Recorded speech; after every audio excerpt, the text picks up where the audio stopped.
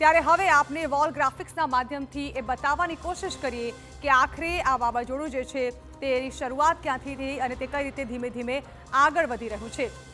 તો આપ જોઈ રહ્યા છો આ મેપમાં સૌથી પહેલા જેમાં સૌથી વધારે અસર આ વાવાઝોડાએ વર્તાવી હતી તે છે શ્રીલંકા અને શ્રીલંકા દેશમાં જે પ્રકારે વાવાઝોડાએ મહાવિનાશ મેળવ્યો છે તેને પગલે 200 લોકોના મોત થઈ ચૂક્યા છે। ધીમે ધીમે આ વાવાઝોડું જે છે તે આગળ વધતું ગયું, તે ભારત તરફ આગળ વધતું ગયું, જેમાં પુડુચેરી અને ત્યારબાદ તે તામિલનાડુ પહોંચ્યું છે, આંધ્રપ્રદેશ અને તે ઓડિશા સુધી પણ પહોંચે તેવી શક્યતાઓ હાલ જતાવવામાં આવી રહી છે। પરંતુ શ્રીલંકામાં જે પરિસ્થિતિમાં તે પહોંચ્યું હતું, જે પ્રકારનો વિનાશ આ વાવાઝોડાએ વેર્યો છે, તેવી પરિસ્થિતિ ભારતમાં સર્જાવાની કોઈ સંભાવના હાલ તો જોવામાં નથી આવી રહી।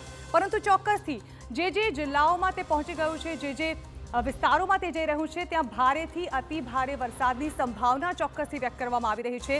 બની શકે કે અત્યારે તામિલનાડુમાં જે પ્રકારની પરિસ્થિતિ છે તેમાં હજુ પણ બદલાવ આવે, કારણ કે 12 કલાક જે છે તે હજુ પણ ભારેથી અતિ ભારે માનવામાં આવી રહ્યા છે।